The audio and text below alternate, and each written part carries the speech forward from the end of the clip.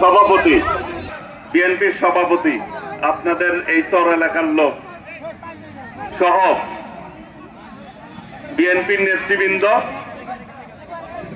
আলিম এই এলাকার সন্তান, ইউনিয়ন বিএনপির সভাপতি, সাধারণ সম্পাদক সহ সকল এইখানে মুরব্বীরা আছেন, যুবক ভাইয়েরা আছেন, ছাত্র ভাইয়েরা আছেন, পাশে পিছনে মা বোনেরা আছেন, যারাই আমার কথা শুনছেন সবাইকে আমি আমার ব্যক্তিগত পক্ষ থেকে, বাংলাদেশ জাতীয়তাবাদী দল কেন্দ্রীয় নির্বাহী কমিটির পক্ষ থেকে, সর্বোপরি মা মাটি মানুষের নেত্রী, আমাদের প্রিয় নেত্রী, বিএনপির ভারপ্রাপ্ত চেয়ারম্যান দেশনায়ক তারেক রহমানের পক্ষ থেকে জানাই সালাম এবং শুভেচ্ছা। আসসালামু আলাইকুম রহমতুল্লাহ। প্রিয় ভাইরা, আমি দোয়া কামনা করছি, এই এলাকার মাটি মানুষের নেতা, আপনাদের সন্তান মেজর জেনারেল মাহমুদুল হাসান সাহেব অসুস্থ রয়েছেন, তার জন্য দোয়া চাচ্ছি আপনাদের কাছে, আল্লাহ রাব্বুল আলামিন যাতে তাকে সুস্থ করে দেন।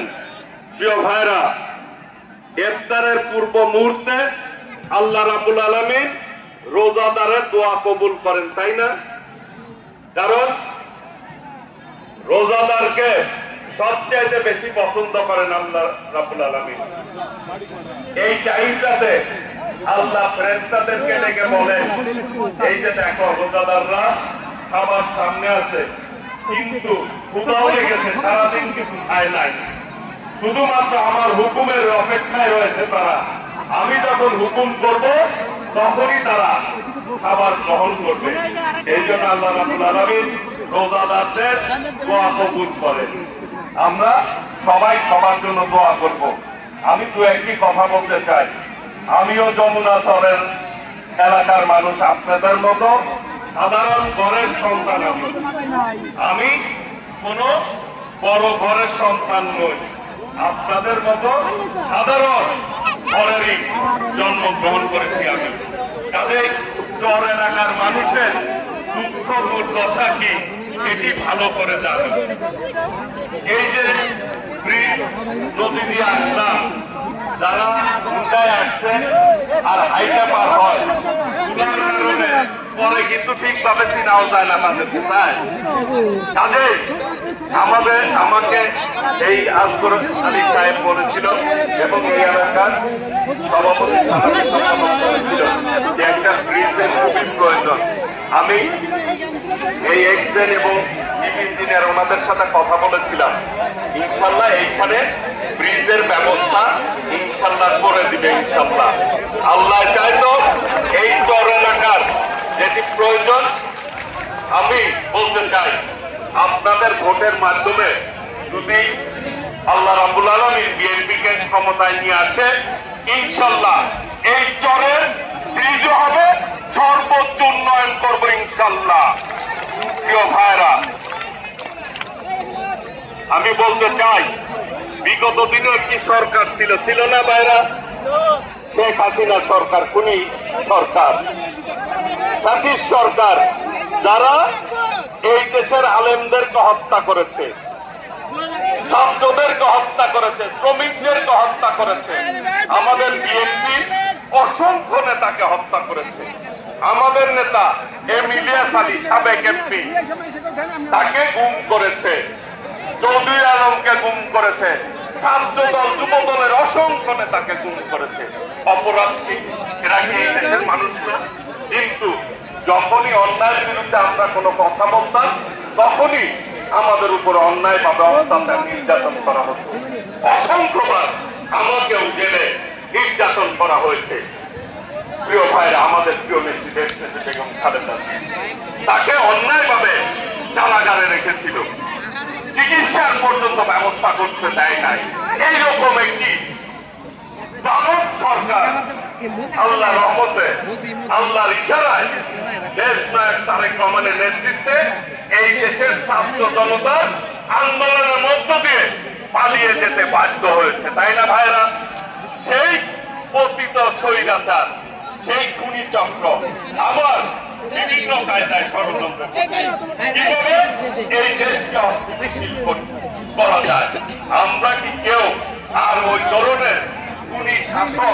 বাংলাদেশে দেখতে চাই আমরা? প্রিয় ভাইরা, আমরা জনগণের সরকার চাই। এই বর্তমান অন্তর্বর্তীকালীন সরকার সকলের আন্দোলনের মধ্য দিয়ে এই সরকার গঠিত হয়েছে। আজকে এই সরকারের কাছে আমাদের দাবি কি? আমাদের অনেক দাবি আছে না? জনগণের দাবি আছে না? আমরা 14 সালে ভোট দিতে পারি নাই, পারছি ভোট দিতে পারছি, 18 সালে ভোট দিতে পারছি, 24 সালে পারছি। ভোট কেন্দ্রে আগের রাত্রে ভোট নিয়ে ছাপা, ভোট কেন্দ্রে কুকুরার বানর ঘুরাঘুরি করতে মানুষ যায় নাই। এখন এই স্বৈরাচারের বিদায় হয়েছে, ফাঁসিবাদের পতন হয়েছে। আমরা সবাই ভোট দিতে চাই না ভাইয়েরা? ভোট দিতে চাই তো?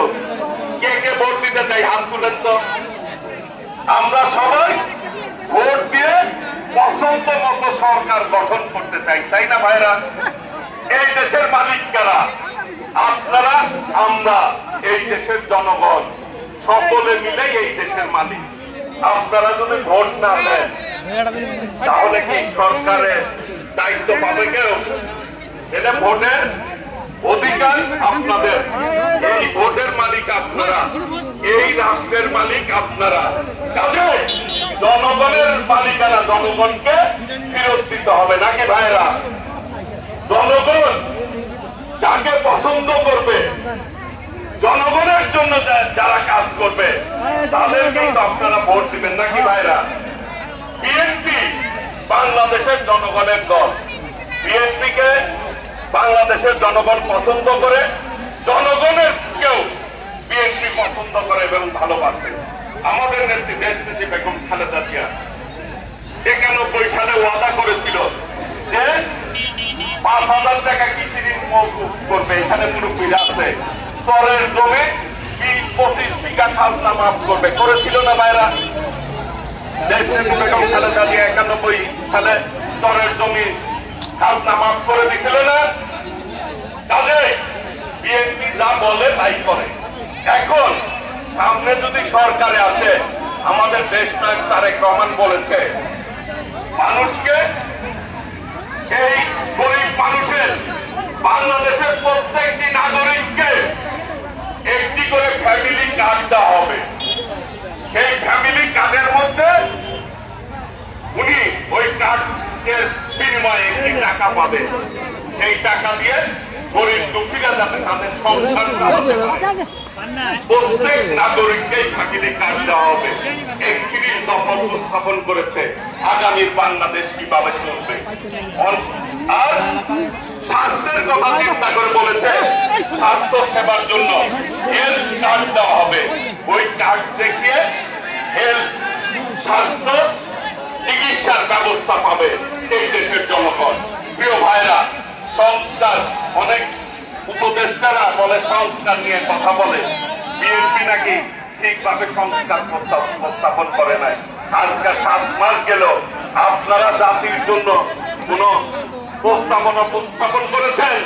আমি যদি প্রশ্ন করি, করতে পারেন নাই। একটি প্রস্তাবনা উপস্থাপন করতে, সংস্কার প্রস্তাব উপস্থাপন করতে কত সময় লাগে বলেন? বেশি সময় লাগে? বিএনপি 31 দফা দিয়েছে। আপনাদের যদি কোনো সাজেশন থাকে আপনারা বলতে পারেন এই সাজেশন, এইভাবে আমরা কাজ করব। তাহলে ক্ষেপণ করে দেশের পরিবেশ নষ্ট করা ঠিক হবে না। শত শহীদের রক্তের বিনিময়ে আপনাদেরকে কিন্তু মানুষ ক্ষমতায় বসিয়েছে। কাজেই আপনাদের উচিত দ্রুত নির্বাচনের ব্যবস্থা করা, নাকি ভাইরা? কাজেই যত দ্রুত নির্বাচনের ব্যবস্থা করবেন তত এই দেশের মানুষ তত দ্রুত স্থিতিশীল পরিবেশ পাবে এবং মানুষ তার পছন্দ মতো সরকার গঠন করতে পারবে। কাজেই এই ব্যাপারে আমাদের সকলকে ঐক্যবদ্ধ থাকতে হবে, নাকি ভাইরা? আমরা চাই আগামী দিনে এই বাংলাদেশটি আমরা সকলে মিলে ঐক্যবদ্ধভাবে গড়ে তুলব। আমি বলতে চাই, এই টাঙ্গাইলে কোন সন্ত্রাস চলবে না, কোন চাঁদাবাজি চলবে না। এইখানে আমরা সকলে শান্তিপূর্ণভাবে বসবাস করতে চাই। কোন সন্ত্রাসকে আমরা প্রশ্রয় দিব না। আমরা সকলে মিলে উন্নয়নশীল টাঙ্গাইল গড়ে তুলব। সকলে মিলে ভাই ভাই হিসাবে আগামী দিনে ঐক্যবদ্ধভাবে কাজ করে যাব, যাতে করে আমাদের সন্তানরা, আপনাদের সন্তানরা তাদের ভবিষ্যৎ গড়ে তুলতে পারে সুন্দরভাবে। কাজে সেই প্রত্যাশা জানিয়ে, সকলকে ধন্যবাদ জানিয়ে, মোবারকবাদ জানিয়ে আমি আমার বক্তব্য শেষ করছি। রোজ ইফতারের পূর্ব মুহূর্তে আমি সকলের কাছে দোয়া কামনা করছি আমাদের নেত্রীর জন্য, আমাদের নেতা ভারপ্রাপ্ত চেয়ারম্যান দেশনায়ক তারেক রহমানের জন্য, বিশেষ করে এই এলাকার মা মাটি মানুষের নেতা মেজর জেনারেল মাহমুদুল হাসান অসুস্থ রয়েছে, তার জন্য দোয়া কামনা করছি। আমি আপনাদের কাছে দোয়া প্রার্থনা করছি, আল্লাহ রাব্বুল আলামিন যাতে আপনাদের সেবা করার তৌফিক আমাকে দান করেন, এই আশা, এই প্রত্যয় ব্যক্ত করে সকলকে ধন্যবাদ জানিয়ে আমি আমার বক্তব্য শেষ করছি। খোদা হাফেজ। বাংলাদেশ জিন্দাবাদ। শহীদ রাষ্ট্রপতি জিয়াউর রহমান অমর হোক। দেশ নেত্রী বেগম খালেদা জিয়া দীর্ঘজীবী হোক। বিএনপির ভারপ্রাপ্ত চেয়ারম্যান দেশ নায়ক তারেক রহমান জিন্দাবাদ। সকলকে ধন্যবাদ। আসসালামু আলাইকুম রহমতুল্লাহ। সবাই ভালো থাকবেন, সুস্থ থাকবেন, সকলের জন্য দোয়া করবেন। ধন্যবাদ প্রিয় নেতা আমাদের মাঝে